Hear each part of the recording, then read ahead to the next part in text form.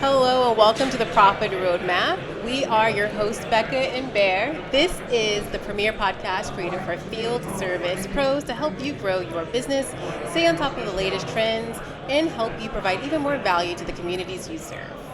And we're in the afternoon of day 2 of our Service Edge conference. Bear, my special co-host, is here with me. It's fantastic to be here as always, filling in for Ryan, man, and I hope I'm not letting him down with these. Each time we sit down, we got some great conversations. We have. This has been fantastic, and we got another one lined up right now. Becca, excited. It's great because I've had a number of conversations with this individual, and it's always over to something different. But I think this is the first time that we've actually talked about her business specifically and how it partners with Service Autopilot specifically, but also how it helps all business owners. We have a great deal of audience that aren't Service Autopilot members, aren't FieldEdge members, right, and they could really use this particular service, kind of like we found out earlier from another vendor. So without further ado, I think that's quite the introduction here. So without further ado, it's my pleasure to welcome in Nikki DeCausemaker of CallBoss. Nikki, how you doing? Hey, good. Thank you so much for having me.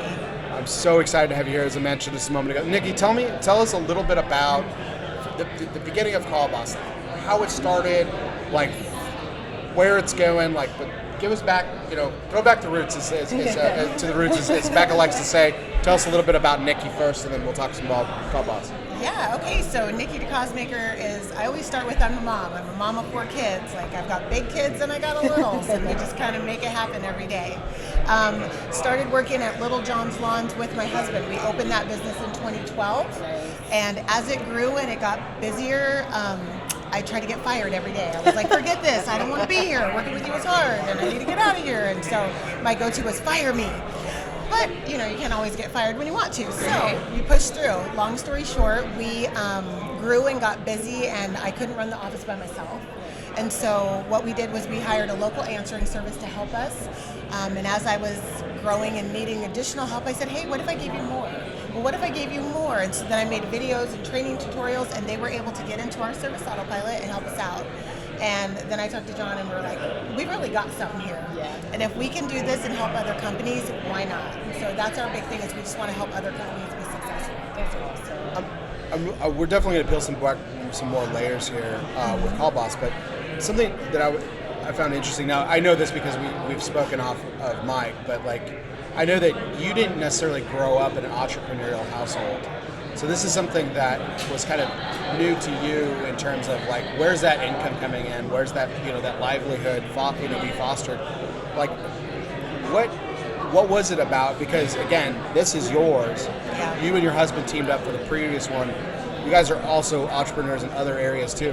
What was it about becoming a business owner that really kind of just oh, this is for Nikki. This is me. Wow. It was really scary in the beginning, right?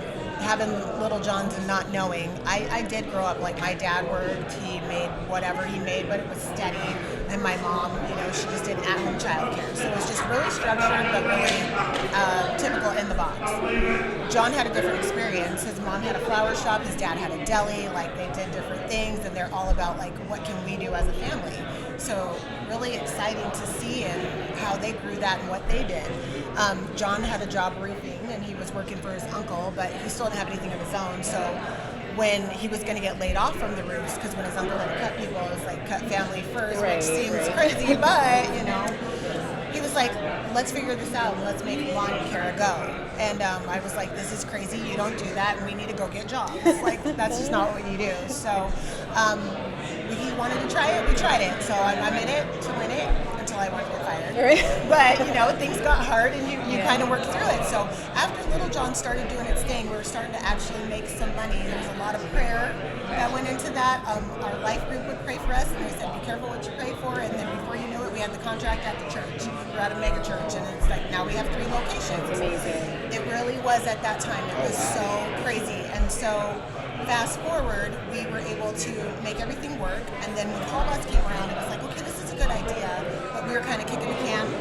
And I was like, look, it's time to get off the pot, because we got to make this a go. And so he was like, let's do it. So in 2019, we decided to just give it a try and see what happens. Tell me what that experience was like. Well, originally we worked in the Little John. So Little John's Lawns is in a mobile trailer. It's like a construction trailer, super small. We got 3 cubicles and stuck them in there. We're like, we're going to make this work. And, outside just dirt, so we got trucks to park, right? And land is not cheap in Arizona. It's super expensive, so we didn't have anywhere to go. We found a shared office space, and so I was like, ooh, CallBoss is going to get its own like brick and mortar. Let's go. Bought some computers, bought some stations, and had everyone in that building. There was like 7 of us at the time, and we were in there for 3 months, and then COVID hit. Oh, wow. Thank God we only signed a 6-month lease, but still, it's like we had this plan of everyone can work from home once they're good and they're seasoned and awesome. And that became everyone's working from home instantly, so we made it work. That's great. That's awesome. Are you able to pivot as well? Yes, pivot. Yeah. We did. Absolutely. Well, let's talk about it because obviously COVID was a major pivot for every business owner. And I feel like customers and people gave a lot of grace to a lot of people during that time. But I mean, Absolutely. And so that's a major pivot. Talk about a little bit about minor pivots as you've had to kind of build this up and like what some of those, again, because you're in the building phase, like what is that, what, you've done perseverance, you know how to stick it out, not get fired from the job you want to get fired from. Right. But what are some of the early challenges that you've overcome and just learned to pivot in these smaller ways? Yeah, so vision for CallBoss was always how do we help businesses, right? So originally it was service autopilot driven. Like that's what we knew, that's what we wanted to get into. But as you start getting more people that are interested, pivot again, now we have to learn other softwares, right? So challenging in that because now my people have to know multiple things, multiple avenues. The other pivot was I have no IT person. I am IT. Right. How do I make all these computers work? How do I get everybody on the network? Right. How do I make sure there's like quality checks for phone calls? We had to figure out call center software. Like we had one phone system. It started in the beginning. It was great. It worked for us. But as we've grown, we've had to like venture out. Now we're in like call center software to really have good stats for our team. Like, so much stuff that I knew, but I didn't know, right? Like I had an idea, but I had to figure out how do I get there and what do I do next to get this going. Well, that had to be right around that time of COVID too, because like you couldn't have a traditional phone system anymore. You had to have something that was in a more digital space. So yeah, voice over internet, and then of course for us, best case is to be hardwired in. So all of our team has to be hardwired in. Everybody wants a Bluetooth headset. We can't do that. It's got to be a 3.5 millimeter. Like all these specs and things, solid state drive. Like I didn't know that in the beginning, but had to figure it out along the way, and I had some good help. Oh, Bluetooth audio is terrible. Good call on plug-in. Really? Yeah. I can't do it. I'm OG, man. My headsets are all plug-in. Hardwired in, Oh yeah. yeah, absolutely. No, it's legit. This is actually weird for me right now talking into a microphone without something in my ear. So, like, I'm actually talking to a person. I don't have to hear it in here. This is great. There's no screen for me. But with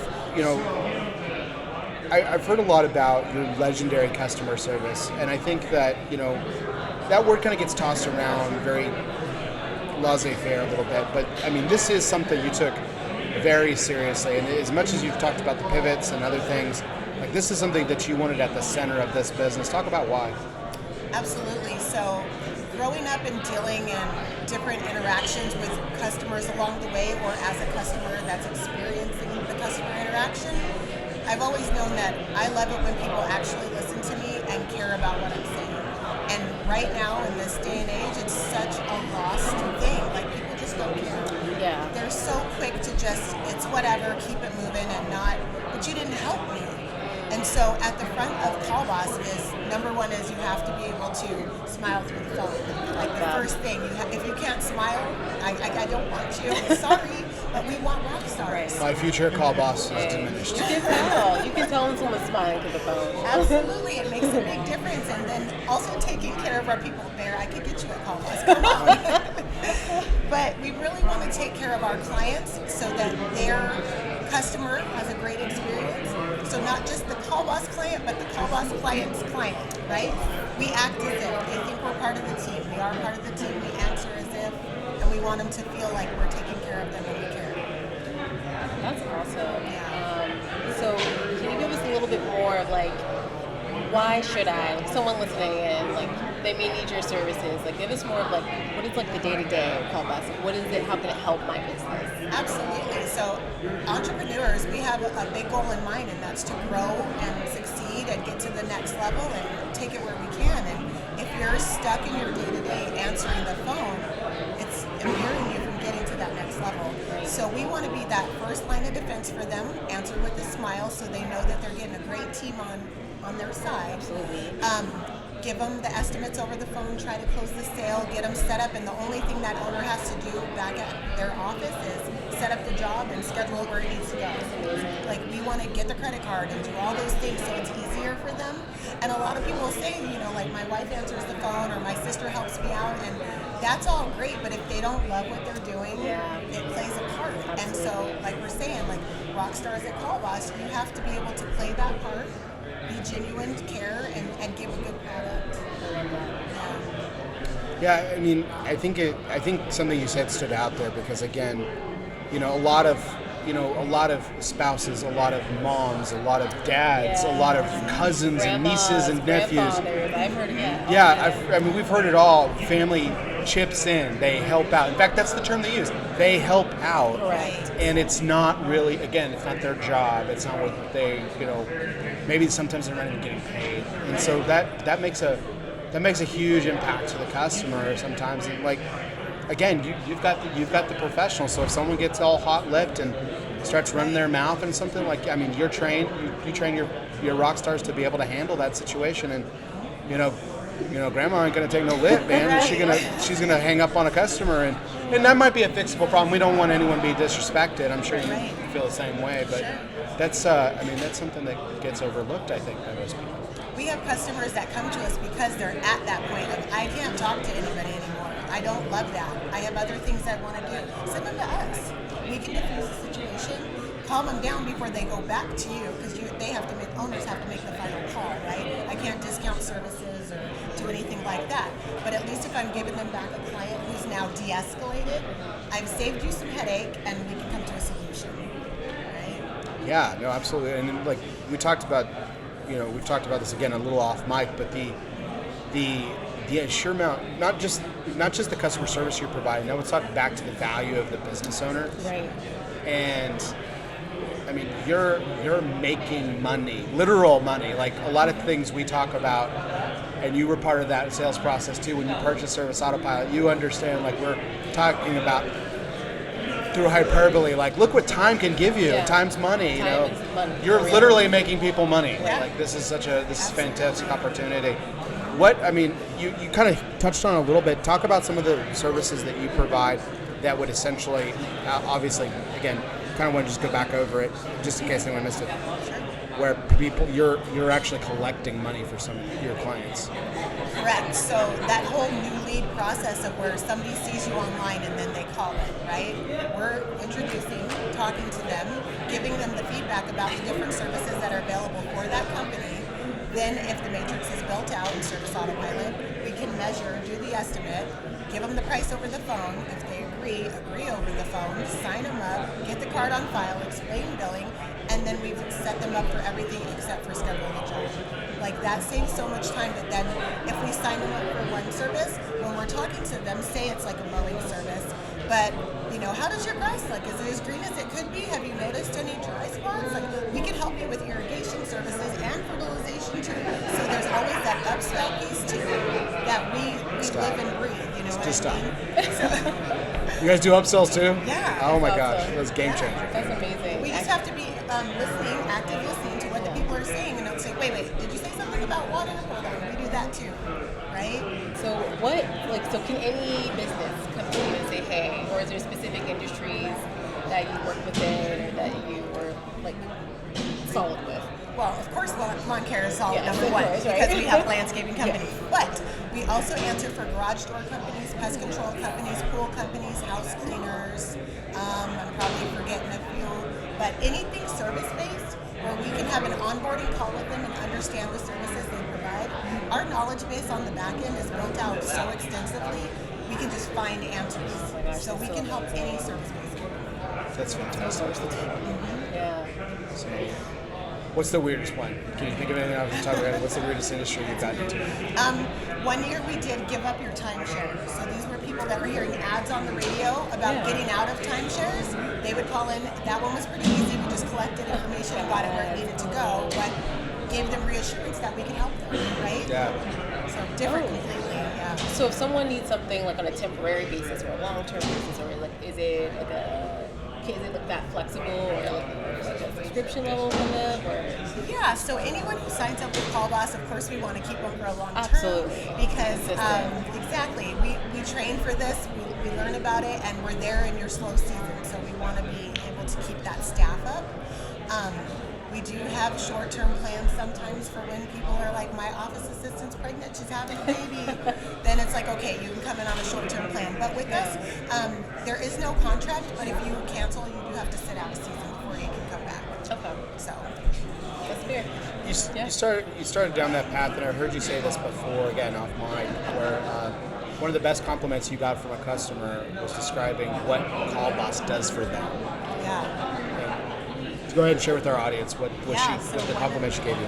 Of course, one of our customers said they love us the most because we're their insurance policy. So when they had a crisis and they had to jump out of the office and everybody had to go into the field, it was like all hands on deck, and she goes, well, I don't have to worry about it because my phone's covered because CallBoss is. Or if like people have to schedule a meeting. I know a lot of times it's like if I want everyone in a meeting, somebody's still got to man the phone. This way they can do what they need to do and we're back there to help.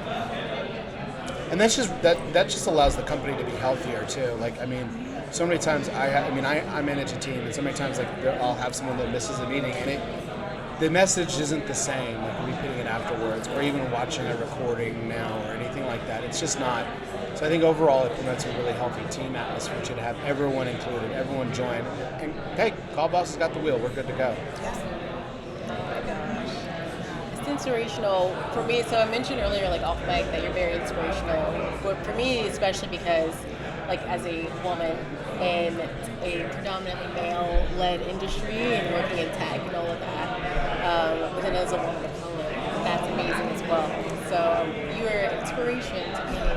Watching, seriously, thank you for what you're doing. Yeah, I appreciate it, and the goal is just to, as my husband said, if anybody was in there watching it, be your best 1%. Living by that right Absolutely. now. So, what can we do to be better? Where do you see CallBoss's services potentially expanding for the future? I mean, again, I don't want to give any secrets away, anything like that. But where do you see it going here? There's a lot happening in the AI world right now, and definitely want to utilize anything that's going to help us be better. If all our calls can be answered without missing a single one, because right now, I mean, it can happen. We can miss a call because everybody's on the phone. We try our best to get everything we can, but if there's a way to incorporate some AI at some point where nothing gets missed and people still feel like, oh, okay, my general basic initial questions were answered before I got a person, that could be a game changer. Well, awesome. Well, please, can you tell our listeners, like, before we go, like, where they can find you, where they can find more information about CallBoss or getting started, all that good stuff? Yeah, so our website, callboss.com. We're also on Instagram and Facebook. Awesome. It's under the same yourcallboss.com. Awesome. Well, thank you so much, Nikki, for sitting down with us and having a cool chat. And to all of our listeners, if you liked what you heard today, visit our show notes at serviceautopilot.com/podcast. Or you can listen to this podcast on Apple, Spotify, YouTube, and more. If you have any questions or you have any guest recommendations or just want to sit with us and chat, email us at profitroadmap@exploretechnologies.com. That is spelled XPLOR. Thank you. Thanks, Nikki.